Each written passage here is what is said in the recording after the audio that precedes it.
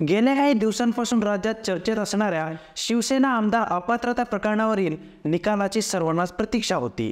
या निकालावरून कोणाचे आमदार अपात्र होऊन कोणाला खरी शिवसेना म्हणून ओळख मिळेल याकडे देखील सर्वांचे लक्ष होते। राहुल नार्वेकर यांचा इतिहास पाहता ते शिंदे गटाकडूनच निर्णय देतील अशी अपेक्षा होती।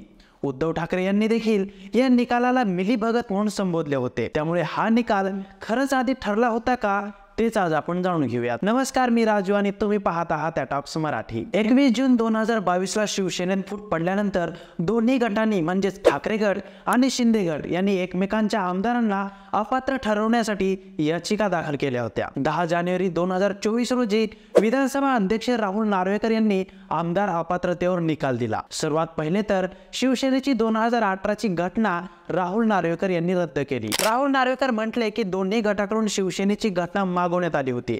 तेव्हा उद्धव ठाकरे यांच्याकडून 2018 ची लेटेस्ट घटना सादर करण्यात आली होती, तर एकनाथ शिंदे यांच्याकडून 1999 सालची घटना सादर करण्यात आली।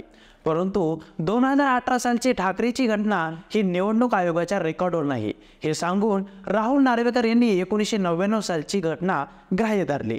लेटेस्ट घटना ग्राह्य न धरता सोयीनुसार राहुल नार्वेकर यांनी 1999 सालची घटना ग्राह्य धरली।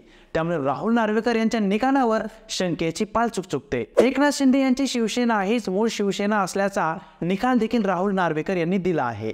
बहुमत एकनाथ शिंदे गटाकडे आहे आणि त्यामुळे मूळ राजकीय पक्ष म्हणून राहुल नार्वेकर यांनी मान्यता दिली। असे उठून कोणीही बहुमतात आमदार फोडले तर कोणीही उठून पक्षावर आपला हक्क सांगायला पुढे मागे पाहणार नाही। त्याचे ताजे उदाहरण म्हणजे राष्ट्रवादीचा अजित पवार गट।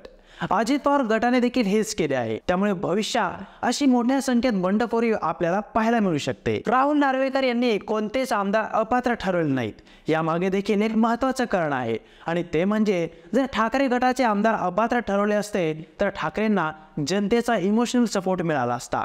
याचा फायदा ठाकरे गटाला येत्या निवडणुकीत होण्याची शक्यता नाकारता येत नाहीये। त्यामुळे दोन्ही गटाकडून करण्यात आलेली आमदार अपात्रतेची याचिका देखील राहुल नार्वेकर यांनी फेटाळून लावली। तर मित्रांनो, राहुल नार्वेकर यांनी दिलेल्या निकालावर तुमचं काय मत आहे ते आम्हाला कमेंट करून नक्की सांगा। त्याच व्हिडिओ आवडल्यास व्हिडिओ नक्की लाईक करा, शेअर करा आणि चॅनलला नक्की सबस्क्राईब करा। धन्यवाद।